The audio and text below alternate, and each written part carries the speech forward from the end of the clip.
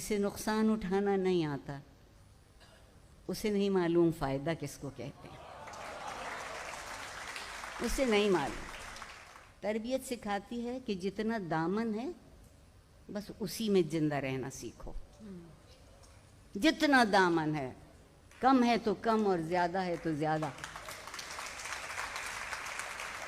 آسان ترین طریقہ ہے بزدل آدمی کا اپنے آپ کو بچا لینے کا کہ اپنی غلطیوں کو جمع کر کے دوسروں کے دامن میں ڈالائے۔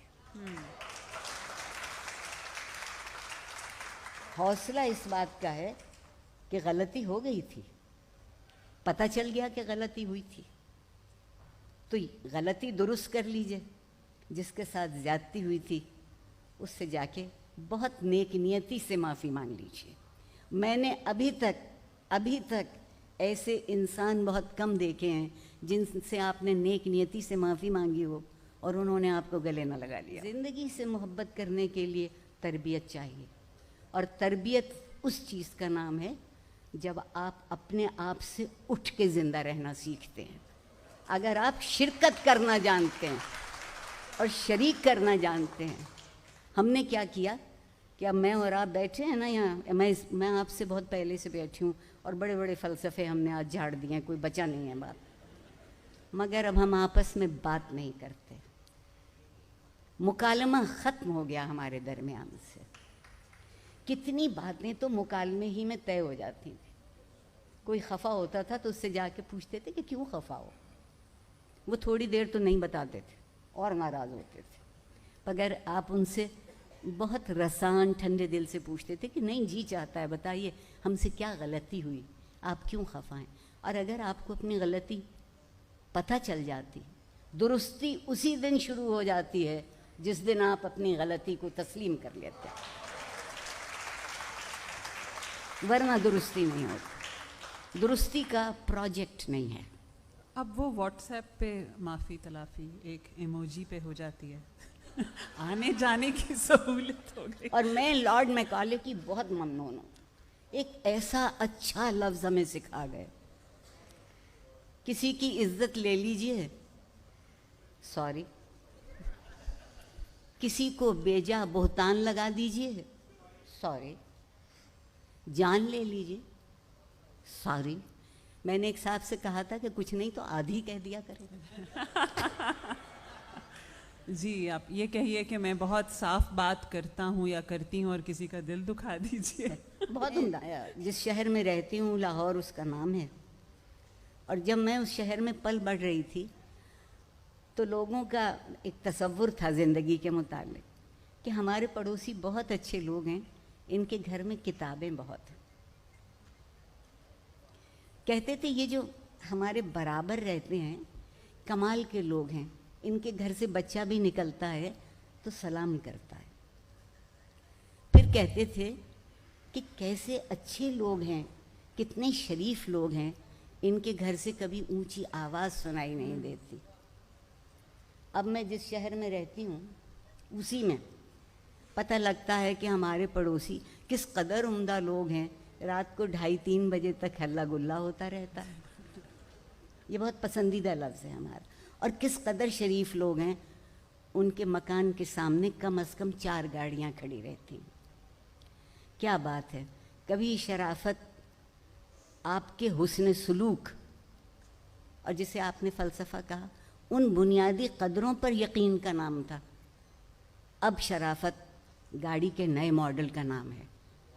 اور یہ انتخاب ہم نے خود کیا ہے، اس میں کوئی صہیونی، کوئی ہندو، کوئی یہودی سازش شامل نہیں ہے، کیونکہ عام طور پہ ہم جو کچھ کرتے ہیں اس میں یہی سازشیں شامل ہوتی ہیں۔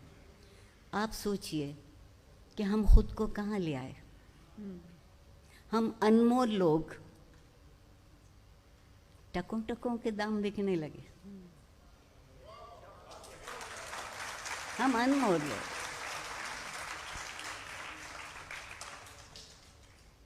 آپ سے جب میں نے یہ پہلے پوچھا کہ آپ کوئی خاص بات کرنا چاہیں گی جب ہم یہ گپ لگائیں گے آج کے سیشن میں، تو عارفہ آپا نے کہا کہ ہاں میں تعلیم و تربیت کے بارے میں بات کرنا چاہتی ہوں کہ میرے دل کے بہت قریب ہے، تعلیم کو سن کر تو سوائے ڈگری کے اور وہ جعلی ڈگری کے اور تو کچھ بھی ذہن میں نہیں آتا. بہت اچھا کیا, مجھے رسوا کرنے کو یہی سوال کافی ہے.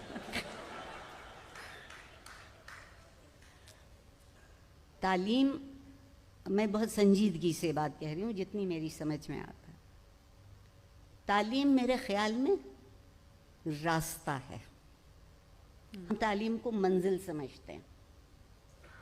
علم منزل ہے, تعلیم راستہ ہے.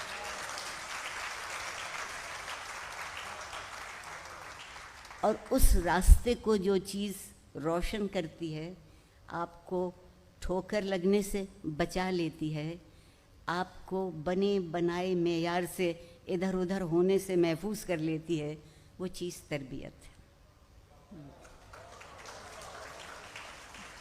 اب جب تک میں پڑھتی تھی اسکول میں بھی کالج میں بھی, تو یہ لفظ استعمال ہوتا تھا تعلیم و تربیت. الحمدللہ ہم چونکہ اب بہت سے معاملوں میں خود مختار ہوئے ہیں, جیسے آبادی کے معاملے میں خود مختار ہو گئے, پھر اب تازہ ترین ہم انصاف کے معاملے میں خود مختار ہوئے ہیں. اب ہمیں کوئی انصاف کی ضرورت نہیں رہی, مستند ہے میرا فرمایا ہوا. میر کے شعر کو ہم نے دل پہ لکھ لیا. اسی صورت سے تربیت. اور ایک بات اور, آج ایک اور بھی رویہ ہے. والدین کہتے ہیں کہ تربیت بھی ہم کریں اور 20,000 فیس وہ لیں مہینے بھر کی. تو وہ کیا کرتے ہیں؟ وہ کہتے ہیں کہ ہم نے تو ان کو پروجیکٹس دیے ہیں, یہ پروجیکٹس نہیں کر پائیں گے تو کچھ نہیں کر پائیں گے. اور اس پروجیکٹ میں تربیت شامل نہیں, کیونکہ تربیت کا پروجیکٹ نہیں ہوتا. تربیت کا پروجیکٹ نہیں ہوتا. تربیت ایک ایسا خاموش عمل ہوتی ہے جو آپ کی رگوں میں خون کی طرح دوڑتا ہے. ایک دفعہ آپ کا خون آپ کی رگوں میں دوڑنے لگے تو پھر آپ کو کوئی مردہ نہیں کر سکتا. لوگوں سے صرف ایک بات کہنا چاہتے ہیں کہ خدا کے لیے خوش رہنا سیکھ لیجئے. خوش رکھیں بھی. خدا کے لیے خوش رہنا سیکھ لیجئے. جو خوش ہوتا ہے وہ مطمئن ہوتا ہے. جو مطمئن ہوتا ہے وہ عمل کرتا ہے. جو عمل کرتا ہے وہ بامراد ہوتا ہے. اور جو بامراد ہوتا ہے وہ سرخرو ہوتا ہے. بہت شکریہ.